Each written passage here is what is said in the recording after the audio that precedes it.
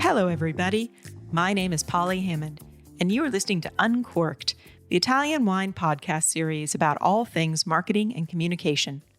Join me each week for candid conversations with experts from within and beyond the wine world as we explore what it takes to build a profitable business in today's constantly shifting environment.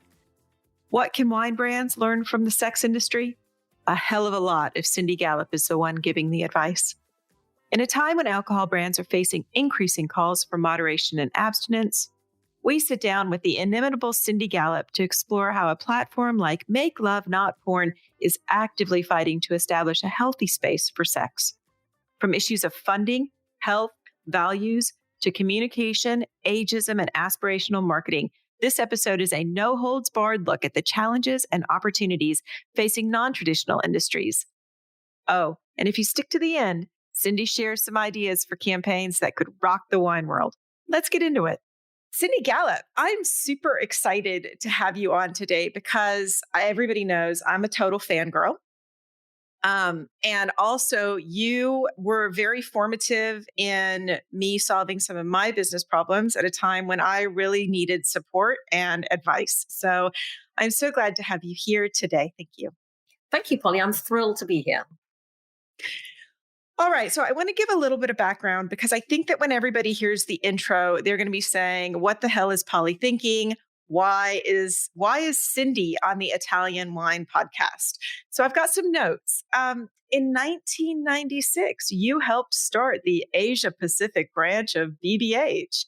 And then in 1998, you became an adopted New Yorker in a way when you founded the US branch of BBH. And during your tenure there, you worked on all sorts of campaigns, including the Diageo and the Johnny Walker campaigns for many years. So you are very comfortable speaking about issues that happen in the alcohol industry.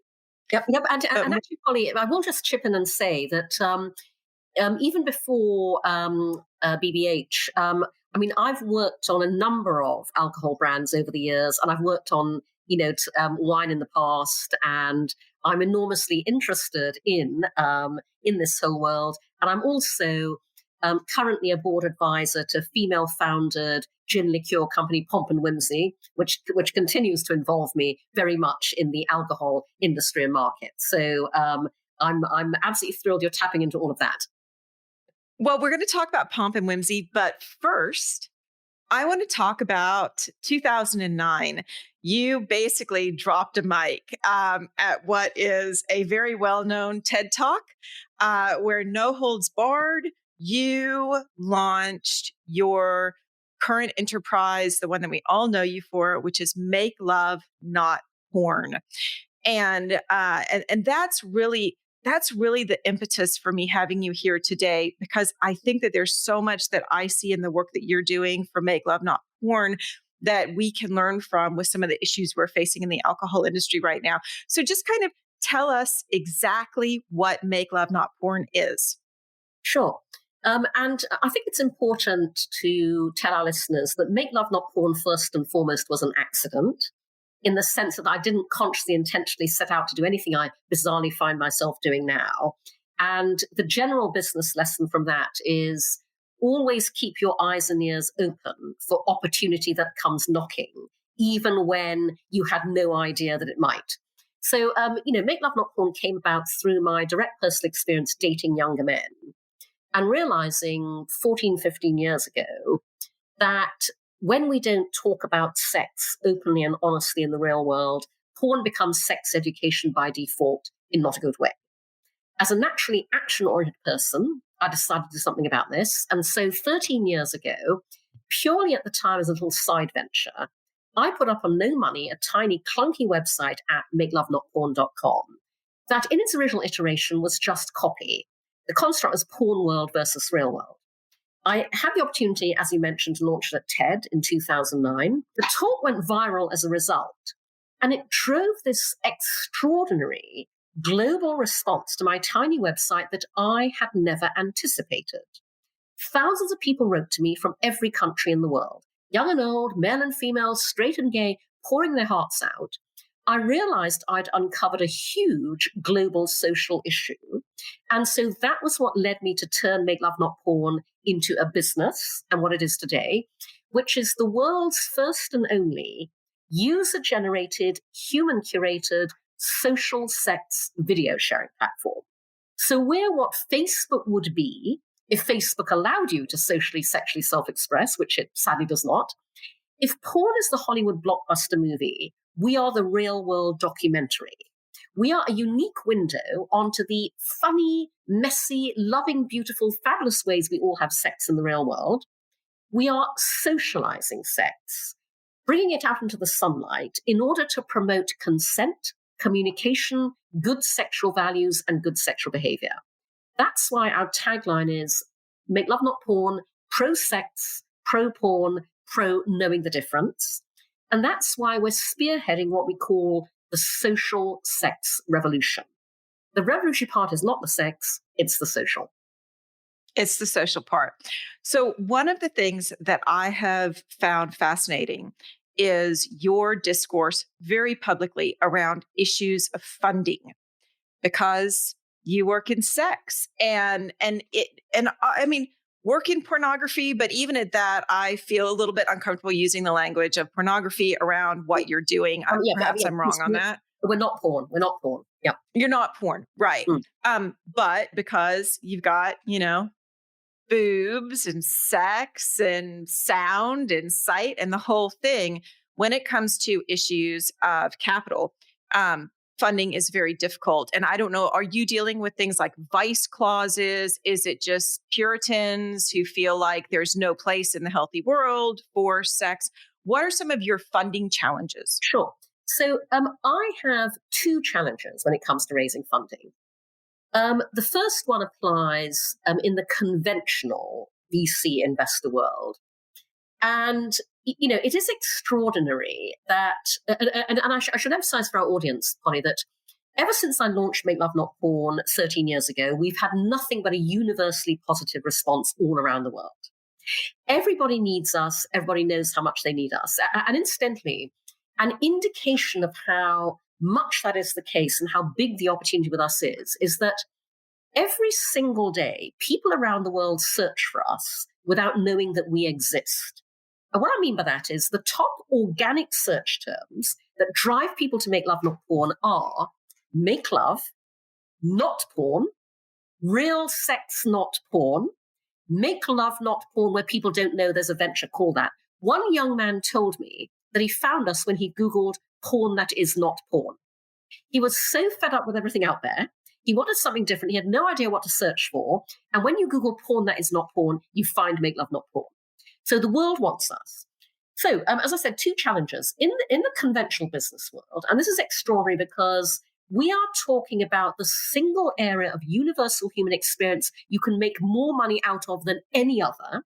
So our challenge there is the social dynamic that I call fear of what other people will think.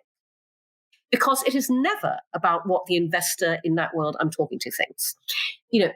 When you understand what we're doing in Make Love Not Porn and why we're doing it, nobody can argue with it. The business case is clear.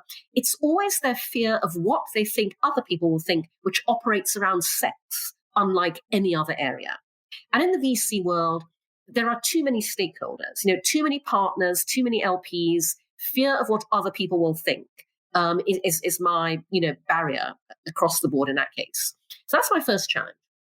But in a way, Polly, I have to say, I'm not altogether upset about that because in some ways I feel quite grateful to have a business whose investors are self-selecting. Because I have friends, especially female founders, with much more conventional businesses who have pitched and been rejected over 300 times. I don't know how they do it. As entrepreneurs, none of us needs to have any more thoroughly depressing meetings than we absolutely have to have. Okay, so no bad thing. Okay, so here's my second challenge, and this is the especially frustrating one. I know that my investors are out there. They exist. There's a ton of them. They are impossible to find by the usual means because they all have one thing in common. your willingness to fund Make Love Not Porn is entirely a function of your personal sexual journey. It is a function of your personal lens on sex and sexuality, driven by your own experience, and I have no way to research and target for that, especially because sex is the one area where you cannot tell from the outside what anybody thinks on the inside. The people who look like they would totally get it don't. The people who look like total prudes do. And so for the past several years, my strategy has been, I put what I'm doing out there all the time. I promote Make Love Not Porn. I blow my own trumpet across all my social channels. I accept every media interview I'm invited to. I do every podcast interview like this one, because I have to rely on putting what I'm doing out there and making those synaptic connections that will draw those people to me. And while this is, admittedly, a long, slow, painful process, the good news is that in the past couple of years, this has been happening more and more. Investors have reached out to me out of the blue saying, I saw your post about Make Love Not Porn on LinkedIn. I'm intrigued. Tell me more. And so actually, because I'm just about to set out to raise a serious round of funding for Make Love Not Porn, literally the next couple of weeks, and I already have a list of people who've reached out who are waiting for my pitch deck, which I'm just finalizing now. So I have to tell you that, given that I've spent 13 years parallel pathing two things, working to build Make Love Not Porn and working to change the cultural context around it. Because when you have a truly world-changing startup, you have to change the world to fit it, not the other way around. And the good news is that work is finally paying off because the barriers are falling. And I feel more optimistic about going out there to raise $20 million than I ever have before. So one of the questions, it's interesting. I thought to come to this later, but it applies right now. I was discussing with one of my girlfriends, Pauline Vicard, who runs a think tank for fine wine, that I was going to interview you. And she's done a lot of work around fine wine, health issues, temperance, social contracts, funding, the whole thing, because that's very much her bailiwick. And the thing that she was most curious about is, how do you try to message or communicate this to a traditional consumer, right? To a traditional watcher, to the audience that needs to be changing how they're thinking without just losing them completely? How can we reframe it in a way that we can onboard the people who are a part of a current unhealthy, perhaps, structure and get them to understand why a healthier, more positive alternative is really the way forward for our, for the future of, in this case, society, kind of? So the answer to that, Polly, is very simple. You don't. Okay. And the reason I say that, and the reason I say that is because, and bear in mind, for the benefit of our listeners, my background is 37 years working in brand building, marketing, and advertising. And I've brought all of that to Make Love Not Porn, every part of which has been consciously, intentionally designed. And anybody who watches my talks going back decades will know that, through my advertising career and subsequently, one of my key philosophies is communication through demonstration. Don't tell, show, and be. And Make Love Not Porn is the ultimate demonstration of communication through demonstration, because we are literally sex education through real-world demonstration. What we are, social sex videos, speaks for itself. We don't have to say anything. And so I'm going to read, for your benefit and the benefit of our listeners, just one email out of the many that we have been receiving every day from our members since we launched MakeLoveNotPorn.tv 10 years ago, that will show you not only exactly what I mean, but also how much, as an utterly unique venture, we have an utterly unique capability. We have the power to change people's sexual attitudes and behavior for the better in a way that nothing else does. So this is an email from a young man that we received. This was the year before last. And I want to flag up something that was especially gratifying about this email, because separate to the fact that, as you will hear, it's extraordinary in terms of the impact we had. I designed Make Love Not Porn, again, consciously and intentionally, to be a mass market mainstream play. And the reason I say that is because in my world of sex tech, there are many ventures, and this is absolutely fine, which are aimed at a high-end, affluent audience. They're premium sex toys, And I have been saying for years, and extrapolate this place name out to whatever your local equivalent is. But, my target audience for Make Love Not Porn is the horny 16-year-old boy in Minnesota. Because if we don't get him, he's going straight to Pornhub and staying there. So as you will hear from this email, this gentleman is a blue-collar worker. I mean, exactly the audience I want to get to. So we received this email, which was headed, "This has helped." And the email starts off that this man says, "So usually when people give feedback, they say I don't normally do this. This is actually true for me to write an actual email. I apologize if I may be long. I found out about your website via a story on playboy.com. I'm 35 years old and a very single straight male working at a factory in a very small town in, and by the way, this is on our blog, but we always take out identifying details, but it's a small town in the American Midwest. As I've gotten older, the one thing I felt that I've been missing is some type of connection when viewing porn. My habits have always been go to Pornhub, search a video, boom, done. That changed when I was watching one of the videos on here. I don't think I've ever seen something that I was so taken aback by. It was intimate. It was two people you saw an actual connection with. It made me question my own viewing habits right now, which is a good thing I feel in terms of growth. I also feel the need to speak about the need for males like myself to talk about how they feel. I feel like for the first time I want to confront my own issues with sex and my own sexual health, which in all honesty is not good at all. Dating has been non-existent for years, mainly due to me being so busy for most of my life with working 3 jobs to survive that I never really got a chance like I do now to try to understand why. All of this came about with your website. I'm very grateful to kind of start a new journey here, to try to understand myself more. I want to thank you guys for this. I feel like this has kind of been a nice wake-up call. Thanks again. Fuck me, right? Right. I mean, that is, Polly, the gobsmacking impact that Make Love Not Porn's utterly unique social sex content has. And that is only one example. I could read you many more emails about how we have changed people's lives. So again, this is my philosophy. All you have to do is engage with our content and it changes your life. So one of the things that I want to talk about as we start to move this conversation into alcohol are issues of health and safety.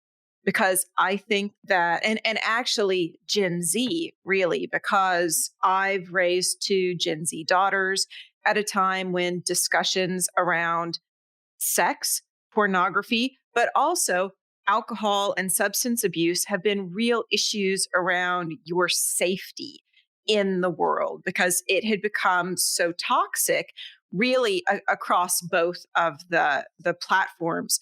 So I'm curious, in alcohol, we're seeing more moderation, more temperance.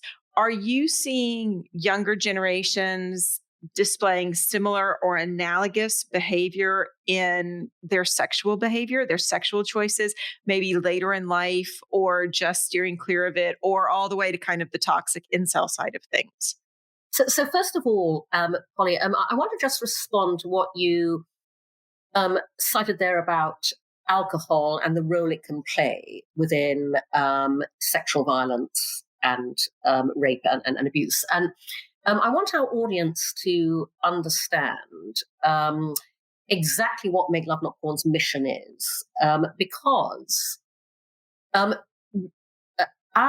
have a very clear vision of what I want to achieve, and I'm about addressing these issues at their root cause. It's not about telling women to be careful and not get drunk. Okay, it's about making damn sure that men don't rape. Okay, and by the way, I extrapolate that out to everybody who is vulnerable to any kind of assault, whatever. So Make Love Not Porn, as I said, is spearheading the social sex revolution. We exist to make it easier for everyone in the world to talk openly and honestly about sex. Now, because we don't do that currently, people don't get how massively, profoundly societally transformative that would be. And here's what I mean by that. I designed Make Love Not Porn around my own beliefs and philosophies, one of which is that everything in life starts with you and your values. So I regularly ask people this question: what are your sexual values? And nobody can ever answer me because we're not taught to think like that. Our parents bring us up to have good manners, a sense of responsibility, accountability, a work ethic. Nobody ever brings us up to behave well in bed. But they should, because in bed, values like empathy, sensitivity, generosity, kindness, honesty, respect are as important as those values are in every other area of our lives where we are actively taught to exercise them. So this is my vision for a world in which I get Make Love Not Porn funded to achieve our social mission at scale. When that happens, parents will bring their children up openly to have good sexual values and good sexual behavior in exactly the same way that parents currently bring kids up to have good values and behavior in every other area of life. We will therefore cease to bring up rapists, because the only way that you end rape culture, and by the way, Polly, this really is the only way, is by embedding in society and openly talked about, promoted, understood, and very importantly, aspired to gold standard of what constitutes good sexual values and good sexual behavior.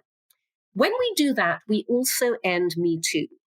We end sexual harassment, abuse, violence, all areas where the perpetrators currently rely on the fact that we do not talk about sex to ensure victims will never speak up, never go to authorities, never tell anybody. When we end that, we massively empower women and girls worldwide. When we do that, we create a far happier world for everybody, including men. And when we do that, we are one step closer to world peace. I talk about Make Love Not Porn as my technical about world peace, and I'm not joking. And so, very simply, Polly, Make Love Not Porn helps to end rape culture by showing you how wonderful great consensual communicative sex is in the real world. Our social sex videos role model good sexual values and good sexual behavior, and we make all of that aspirational versus what you see in porn and popular culture. So, by the way, alcohol brands should absolutely be partnering with us and sponsoring us in this context. But I'm highlighting this to our listeners because this is about tackling the root cause of what lies behind what you're concerned about, and then making the right kind of behavior aspirational and giving audiences a reason to buy into that message. I think it's enormously important that our audience understands that the way you really change people's behavior is by basically giving them a vision of what they could and should be doing and making that vision aspirational. And by the way, again, Polly, I'm talking about some very fundamental best practice principles of marketing and communications. Okay. Again, I bring from my background, and especially my 16 years at BBA, our creative philosophy, because at BBH, what we said was, we don't sell, we make people want to buy. And that's what you need to do in this arena. Don't sell, make people want to buy. Where I see this starts to move into some of the challenges we're having in alcohol right now is that we are very uncomfortable as alcohol communicators and marketers with open and healthy discussion around moderation, around healthy drinking, about a good relationship with something that, let's face it, is a bit of escapism. It makes us feel good. We've all been through 2 massive years. I deal with this all the time with my clients because I say, should we have some kind of language of moderation? And they're very afraid that the minute that they start talking about a healthy relationship with alcohol, that it's going to turn off consumers. So this is where I kind of want to move into you and the work that you've done historically, and then Pomp and Whimsy. Because one of the interesting things, and I note this for Pomp and Whimsy, you said the mostly male-led industry makes erroneous and outdated assumptions about the female consumer. Right. So several responses to your question, Polly. First of all, it's interesting because and just filling in the context here for the benefit of our listeners. So when Make Love Not Porn took off, I was actually working on my first startup, If We Ran the World. And I had to back burner If We Ran the World when Make Love Not Porn blew up, because even I, superhuman as I am, cannot run two startups simultaneously. However, I very much hope one day to reactivate If We Ran the World, because I get a lot of interest in it, especially as 12 months into operating If We Ran the World, a professor from Harvard Business School reached out to me and said, this model is so unique and innovative. We want to write If We Ran the World up as a case study and teach it at Harvard. And so I had this very surreal experience of sitting in the back of a lecture theatre at Harvard, listening to my startup being taught. And If We Ran the World exists as a Harvard Business School case study. And but very simply, what If We Ran the World is, I'm a great advocate in my business speaking of design your own business model. And, I live my own philosophies. And so I believe the business model of the future is shared values plus shared action equals shared profit, financial profit and social profit. And what I mean by that is when brands and businesses come together with their audiences, and by audiences, I mean consumers, employees, analysts, any audience, on the basis of values that you all share, which, by the way, is the most important requirement for a good relationship in life as much as business. You will never truly bond with someone who don't share the same values. So when you come together on the basis of shared values, and when you are then all enabled to collectively and collaboratively co-act on those values, to walk the talk together, you can then make things happen in the real world that will benefit consumers, benefit society, and benefit the brand and its business. So If We Ran the World is co-action software designed to enable brands to implement this business model. And the reason I'm sharing this is because we engaged in a dialogue many years ago with Diageo about the fact that I saw a very interesting way to make this platform and this model work in the context of responsible drinking. And I say that because I actually gave this as a brief to an advertising school over here in the US, VCU Brand Center. And I already had this concept, and the students helped kind of flesh it out. But I want to share this with you and your audience because I think you'll find this useful. So first of all, this was about one of the quickest ways to make people think differently about anything is to change the language around it. And so, our recommendation was, responsible drinking just sounds so dreary. Nobody likes the word responsibility. Oh God, who wants to be responsible? So we, and I absolutely credit the students for this, came up with a new term, which was drink respectfully. So this program was about pioneering the concept of, respect the drink and drink respectfully. And the interesting thing about this, Polly, was that this was about, we recommended making this program occasion specific, okay? Because no matter how much anybody loves alcohol, all of us know that there are occasions when getting off your head is not a good idea, okay? And those occasions are, the night before a really important business meeting, your performance review with your boss, or the big presentation you've got to do to somebody, or during a first date, okay? You're out with somebody that you are really clicking with. The last thing you want to do is become a sloppy mess, okay? So wait, hold on. Can I just interrupt to say something? Because I'm dying to get this into a podcast. Or like my husband did quite accidentally the night before your first child is born. Oh my God. There you go. Exactly. So this is the thing, Polly, nobody will disagree at all with the fact that there are absolutely occasions when you do not want to get drunk. Okay. So that was the first principle. And the second principle was, because as I've spelled out, If We Ran the World is all about co-action. Okay. And the reason for that is that If We Ran the World is built around the concept of micro actions. And again, I've been talking about, this is my philosophy for years. I believe change happens from the bottom up, not the top down. When every one of us every day undertakes micro actions, and micro actions are tiny, small, simple, easy to do actions, so easy to do, why wouldn't you do them? Every one of us taking micro actions every single day to change what we want to see change cumulatively adds up at scale to enormous impact. So this program that we're in dialogue with Diageo about was built around the concept of micro actions, but which you and your friends and your network and your colleagues take. But importantly, we made these micro actions through If We Ran the World enormously fun to take. For example, this is where, imagine you are a university student, okay?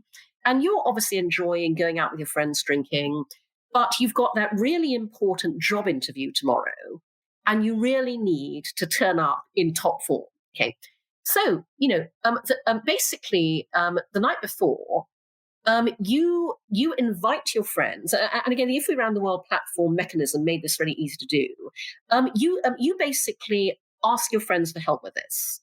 This is a collective exercise where anybody can go, listen, guys, this is happening tomorrow, and I need your help tonight. I'm going to have a couple of drinks, but I just need not to go overboard.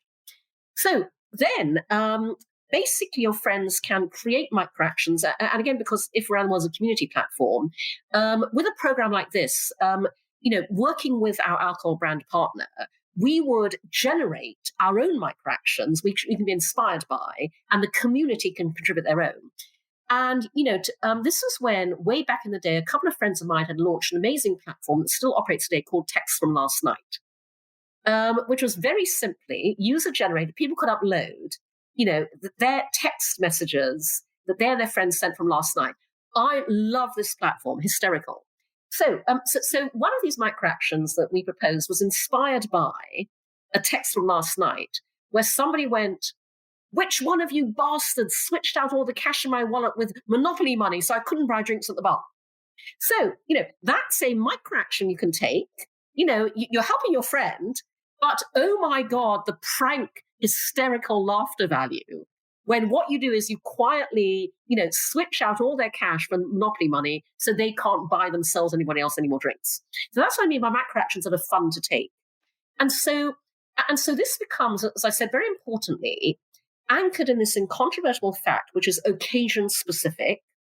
It becomes of social benefit because you are helping in this scenario, and it becomes a really, really fun thing to do. So when I say we don't sell, we make people want to buy, that's what I'm talking about. Drink respectably, drink respectfully instead of responsibly, and make it really fun and make it really practical and applicable. And by the way, I am available, and If We Ran the World is available to activate this program with someone prepared to fund, our ability to reactivate the platform, make it happen. So that's the first thing. The second thing I would say is what we don't have at the moment, but which I think it would be very easy for any alcohol brand to partner to do, is we don't have enough public role models about how you can tailor very different individual approaches to drinking. Okay, and I say this because I have had occasion to engage in this conversation within my networks, and particularly, by the way, my female friend networks, where, as you say, Polly, the past couple of years and the trauma the world has been through with the pandemic have driven a lot of people to examine their drinking. And that is why also I believe the world is more receptive to these sorts of messages than ever before now. And so here's my own approach. I am somebody who enormously enjoys drinking. My favorite cocktail is a martini. But I'm also somebody whose alcohol tolerance is not that high. Okay. I get drunk very easily, possibly something to do with being half Chinese. And I've always known that, And so, and also I'm 62. And so as I get older, I absolutely notice that my alcohol tolerance is diminishing even more, and that I can wake up not feeling great the next morning on very little alcohol. 1.5 martinis, as I had, the other evening, and I wake up not feeling great the next day. My own personal approach to how I manage my alcohol intake is, first of all, for decades, I never ever drink on my own at home alone. I'm mildly paranoid about that being a slippery slope. My personal rule has always been that I only drink when I'm socializing with other people. Now, obviously, pre-pandemic, there have been phases when I've socialized with other people a lot, like every evening for 2 weeks. But nevertheless, that was my personal rule. Then during the pandemic, obviously, if I stuck to it, I would never drink at all. So, because I was in lockdown in my apartment here in New York for 1.5 years. And so I changed that to, I am allowed to make cocktails at home. But I'm going to restrict that to just at the weekends. During the week, I'm not going to do this. But at the weekend, I'll absolutely have a cocktail. And generally speaking, it was only one cocktail, which was quite enough for me to, lightweight as I am, to feel pleasantly sozzled. Then we emerged from the pandemic. So I'm now back to I only drink when I'm socializing with other people. But that is just one very individual approach. What I've never seen is a campaign showcasing a whole host of individual approaches.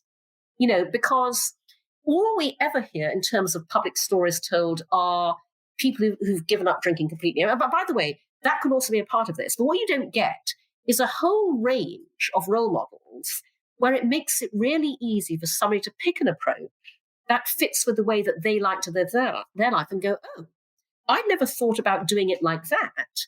But actually what she's talking about, I could very easily adapt to, how I live my life.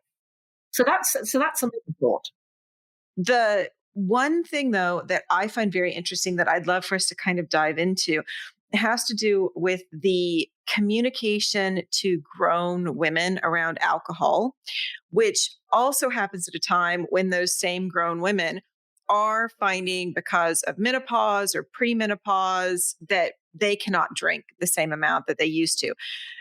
How does an industry reconcile that we need to speak to these audiences? But then we also have the World Health Organization coming out and saying that any woman of reproductive years has no business drinking. We've got lesser alcohol consumption standards for women, as in literally the quantities that are safe drinking for women are far less than they are for men.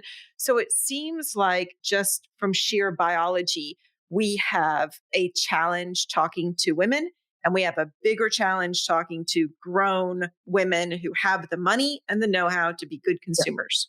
So again, Polly, I go back to my principle of communication through demonstration. You solve that very simply, and you kill two birds with one stone.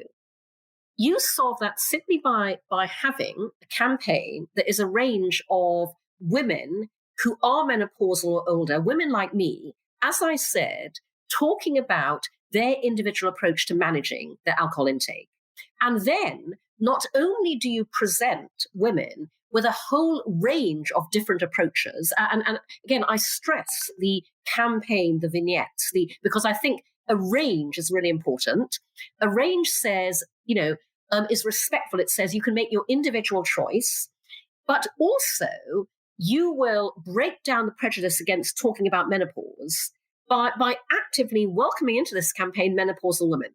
Okay, and I have to tell you, Polly, that would be enormously powerful because, for the benefit again of our listeners, first of all, as Polly knows, I have been combating ageism, again, for decades.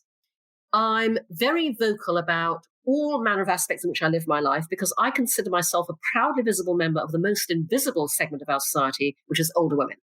I want to help change through the way I live my life, again, communication through demonstration, what society thinks an old woman should talk like, work like, be like, and quite frankly, date like. And so a couple months back, I was asked to participate in a wonderful interview series on YouTube, Instagram, et al., run by a brand called Style Like You. And Style Like You is run by a mother-daughter team, Elisa and Lily, who have an interview series called What's Underneath. And in this interview series, they ask individuals and couples to basically sit on a stool and answer questions that Elisa and Lily ask them. And as each person answers each question, they take an item of clothing off. Because the whole idea is that both literally and metaphorically, you strip down to what's underneath. So they asked me to participate in a segment of this series that was called Defying Ageism. So at the age of 62, I took all my clothes off, down to my underwear, while answering a number of questions about my approach to life, love, relationships, etc. And I have to tell you that I was completely blown away by the extraordinary response to my interview. First of all, I went viral on TikTok. And by the way, I'm not on TikTok, but Starlight used a clip of me on TikTok. The last time I looked, it has 4.4 million views on TikTok. And a whole host of Gen Zers and millennials basically took my clip and created their own versions. There are 900 versions of my interview on TikTok, which shows you, by the way, how much old women can role model for young people. And the comments on YouTube, on TikTok, on Instagram are extraordinary. There are so many young women, especially saying, oh my God, I am desperate for older female role models, strong, confident women expressing surprising, unheard views. In fact, there was one comment on Instagram, responding to the video, that I found very moving. A woman said, imagine if we had all grown up seeing and hearing women talk and live like this, think how very different our lives will be now. That's the answer. Communication through demonstration. We see that all the time with brands. We're working with a big American brand right now on some communication where it is very much directed to younger women. And one of our early recommendations was you need to go out and you need to find the older women to match with them. And you can even see it on social media. Like an example that I love is a woman named Batty Winkle, whose tagline is stealing your man since 1928. And she is phenomenal for actually showing all of us. It's not just young women. It's showing all of us, you know what? I don't have to age like my grandmother did. I can still have an absolutely rockin' life at 85. And in fact, in terms of aspiration and the decisions I make right now, that has profound impact on what are my health choices? How do I dress? How do I speak? How do I move? What do I drink? The whole thing. Well, exactly. What you and the alcohol industry have the opportunity to do is something that I've been talking about again for years, which is reinvent aspirational culture. And you kill several birds with one stone, because when you create this campaign that features a range of older women talking about how they manage their alcohol intake, you will impact younger women and men as well. Because, again, I've been saying for years, the alcohol industry and every industry makes the enormous mistake of thinking that we, older people, aspire to be young. We don't. Younger people aspire to be us. Because at this age, we don't give a fuck about anything. We don't give a damn what anybody thinks. At this age, we've learnt what really matters. In relationships, in life, we have our own sense of personal style. We have our own sense of home style. We have the freedom to travel, to be whoever we want to be. By the way, and we are starting businesses at the fastest rate of any age group. Okay, younger people find all of that incredibly aspirational. Tap into the aspiration of age. What a total missed opportunity nobody is taking. And when you do that, you kill several birds with one stone in terms of creating huge social benefit for the alcohol industry. I agree completely. So I have a couple last questions, kind of short ones for you. Um, International Women's Day. What are our thoughts on this? Because I have to tell you, as a founder myself and a successful female, I get kind of frustrated. I remember being at USC in 1992, and it was the year that the Oscars called themselves the Year of the Woman in 1992. And we're still pulling this kind of shit. Like, what do we think about the brands who are rocking out with their International Women's Day campaigns? Is this good for us? Is this bad for us? So my LinkedIn post on International Women's Day has been extraordinarily popular, and I'm just going to check on how many views it's had, because it is clocking them up like you would not believe. Because so our audience knows what I said, and I posted this on LinkedIn, but I also posted the same thing all over my social channels. But I basically said, on International Women's Day and every other day, don't use words like empower and celebrate.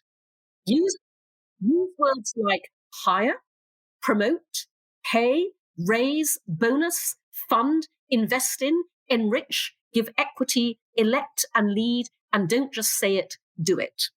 And at the moment, my post to date, and this was Tuesday, has had just under 1.6 million views on LinkedIn, and a ton of shares and a ton of comments.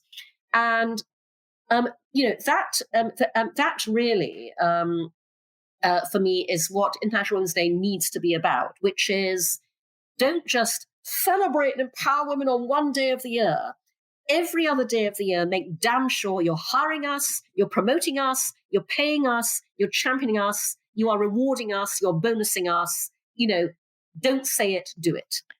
So that is the perfect segue to the one question I will ask you that has to do with business advice, which is, you have a motto that is even embroidered on a sweater, and that all of us, I think, who've gone through any kind of coaching with you know what that is. So if you had one piece of advice for not just women in wine, but women in any industry, what is it? Sure. Well, what Polly's alluding to, everybody, is that I have a sweater that says, fuck you, pay me. And so my advice is absolutely always remember that people value you at the value you are seen to put on yourself. And in that context, the amount you ask for is always the highest amount you can say out loud without actually bursting out laughing. And trust me, it works. Because literally every week, I hear from women who write to me and say, Cindy, I did it and I got it. Thank you so much. I really value that you gave up an hour, you tolerated a bad connection, and you came and shared all of that wisdom with us. I'm so grateful. Absolutely, Polly. And, as I said, my consultancy services are available to anybody in your industry. And I'm also available to cameo in the campaign we talked about to ensure that people think about alcohol in a different way and aspire to better behaviors. I love it. Thank you. And that's a wrap. Thank you for listening, and a big thank you to Cindy Gallop for joining us this week. The Italian Wine Podcast is among the leading wine podcasts in the world, and the only one with daily episodes. Tune in each day and discover all our different shows. Be sure to join us next Sunday for another look at the world of wine marketing.